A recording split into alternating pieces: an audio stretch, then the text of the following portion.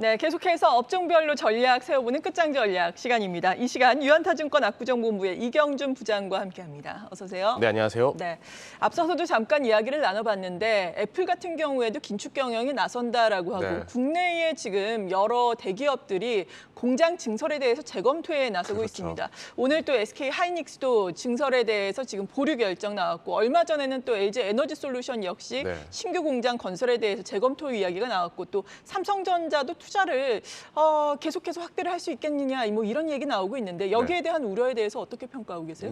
일단은 시장에서 이런 것들이 많이 나올수록 기뻐하는 쪽에 있던 분들도 있을 것 같아요. 왜냐하면 그래요?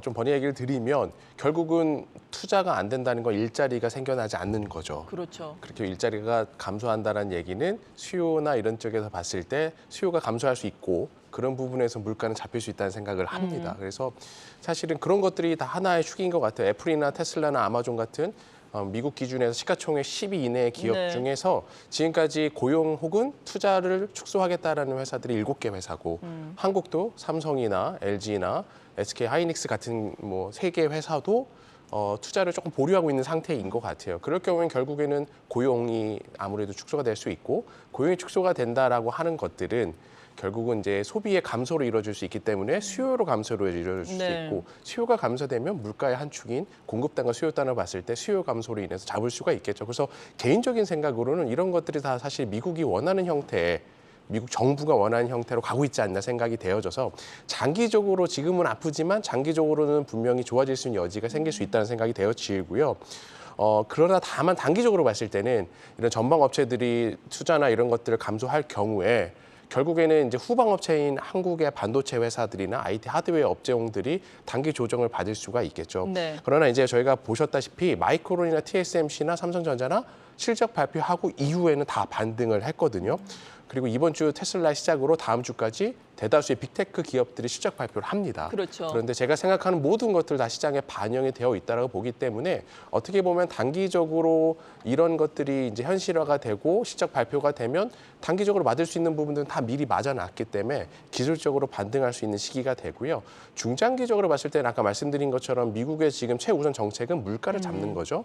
이런 것들이 결국은 도움이 될 거기 때문에 물가가 잡혀가는 과정에서 단기적인 이런 것들에 대한 악재는 저는 오히려 매수 기회가 아닌가 개인적으로 좀 생각을 하고 있어서 그래요? 오히려 7월 중에 이런 예. 악재들로 인해서 주가들이 조정을 받는다라 그러면 저는 매수하는 게 맞다는 생각을 하고 있습니다. 네. 그리고 요즘에 시장이 어려운 가운데서도 또 바닥권에서 강하게 반등을 하고 있는 것이 오늘도 그렇고 네. 자동차입니다. 네. 자동차 같은 경우에는 차량용 반도체 수급 문제가 여전한 상황이지만 그래도 또 믹스 개선을 통해서 이 부분을 상쇄시키면서 실적은 좋을 것이다. 이런 전망 나오고 있는데 네. 해외의 완성차 업체와 국내의 완성차 업체들 좀 차별화되는 포인트가 있나요? 일단은 국내에서의 프로덕트 믹스가 훨씬 더 좋게 그러니까 네. 고가 자랑 위주로 이제 판매가 되고 있고요. 특히나 이제 전기차 같은 경우에가 글로벌하게 보면 BYD, 테슬라 다음으로 한국 현대기아가 많이 팔았더라고요. 그래서 네. 굉장히 좋은 상황이고요. 특히 환율적인 측면에서 보면 1,300원을 넘은 환율이기 때문에 자동차의 영업이익 외 단과 내 단에서도 다 도움이 될 수밖에 없는 그렇죠. 환경인 것 예. 같아요. 그래서 최근에 자동차, 현대차 기준에서 다음 주 정도 실적 발표 예정으로 이번 주는 21일이니까 그런데 한 2.5조 이상까지 나올 수 있다는 기대가 생긴 것 같아요. 그래서 단기적으로 봤을 때 시작 발표 전까지는 자동차 업종들에 대한 부분은 투자 유효할 것 같고요. 네. 그런데 좀 고민해 볼 부분들은 있어요. 최근에 IT 제품들이 잘 안 팔리거든요. 코로나 때 워낙 많은 교체 수요가 있었기 때문에. 그렇죠. 그러면 그 IT에 들어갈 반도체들이 자동차 쪽으로 가고 있어요. 그 얘기는 뭐냐면 자동차 쪽으로 좋게 보면 반도체 물량이 확대되기 때문에 3분기는 더 많이 팔 수 있겠죠. 그래서 3분기까지도 실적 기대는 유효한데 반면에 경기 침체가 만약에 연재 수준에서 더 깊어지고 장기화된다라고 하면 미국 같은 경우에도 전부 다 대출을 통해 자동차 구매를 하고 있는데 네. 금리도 이런 식으로 올리게 되면은 다 2배가 될 거잖아요. 그렇게 되면 결국 수요 단에서 문제가 없지 않을까라는 생각을 하고 있어요. 그래서 자동차라는 건 사실 선 예약금을 뭐 100만 원이든 200만 원이든 걸고 이후에 물량이 자동차 나왔을 때 이제 잔금을 치르는 구조기 때문에 얼마든지 취소가 가능하거든요. 그러다 보니까 예전에는 1년 이상 걸렸던 자동차의 대기 기간이 이제는 3개월 혹은 6개월 안에 대부분 다 받는 것 같아요. 네. 그러면 결과적으로 이제 어떤 게 더 클 것일까를 고민해 봐야 될 것 같은데 아직 경기 침체에 대한 우려는 조금 과한 편인 것 같고요. 당장 2분기 실적 발표하기 전까지는 기대감으로 우상향할 것 같으나 주가가 올라있는 상태에서 2분기 실적이 나오고 기대치가 너무 크다라 그러면 어떻게 보면 차익 실현이 나올 수도 있겠죠. 그리고 3분기 때는 말씀드린 것처럼 경기 침체가 더 강한가 아니면 반도체가 풀림으로 인해서 판매가 더 강한가를 좀 보시면서 투자 아이디어 삼으시면 좋으실 것 같습니다. 네. 그리고 시장이 하락세를 보일 때 그나마 선전했던 것이 방어주 성격의 통신주인데 네. 통신주가 최근에는 오히려 지지부진한 양상을 나타내고 있습니다. 2분기 실적에 대한 우려감도 제기가 되고 있는 것 네. 같고 그리고 통신주의 또 다른 매력이라고 할 수 있는 배당주로서의 매력이 이에 따라서 좀 감소하지 않을까라는 감소하죠. 우려인 네. 거죠. 일단은 금리가 많이 올랐어요. 그러다 보니까 배당 수익률과 금리가 비슷해진다라고 하면 안전자산인 금리가 훨씬 더 예금 쪽이 좋죠. 그리고 그러네요. 이제 통신 SKT 같은 경우가 중간 요금제를 출시한다는 얘기가 있어요. 그래서 네. 24GB에 한 59,000원 정도인데 평균적으로 한 7,000원, 8,000원 정도 싼 것 같거든요. 그러면 이제 평균적으로 보면 매출 단가 떨어지는 부분에 대한 것들도 있겠죠. 물론 이제 SKT 입장에서는 점유율을 높이고자 하는 부분이지만, 그러니까 그런 부분들이 우려되고 또 그러니까 주가들이 이제 많이 하락을 했다가 네.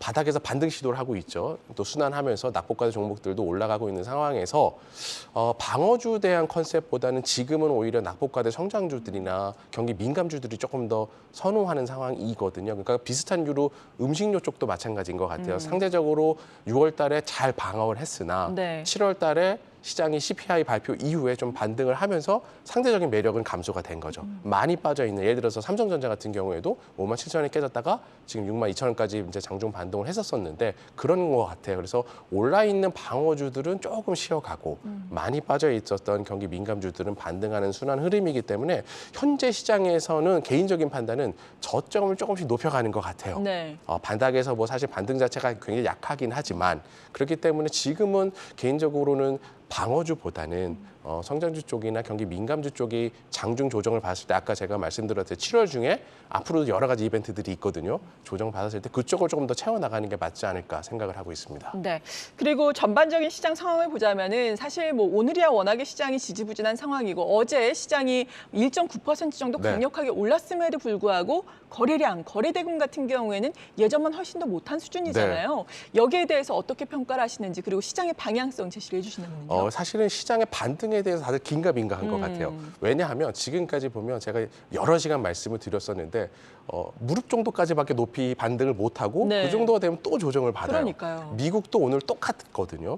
그러다 보니까 반등에 대해서 특히 향후에도 일정들이 남아있는 게 다음 주에 FOMC 회의가 있고 네. 그다음에 빅테크 기업들의 실적 발표가 있죠. 그리고 유로존 CPI 발표가 있고 유로존 ECB와 BOJ가 다 있어요. 맞아요. 너무 이벤트들이 많다 보니까 과연 이게 다 시장이 우호적으로 나올까에 대해서 우려되기 때문에 반등을 하더라도 매도했다 다시 쉬고 이런 형태가 지속되다 보니까 사실 거래가 강하게 일어나면서 V자 반등 가기는 어려운 상황인 네. 것 같고요.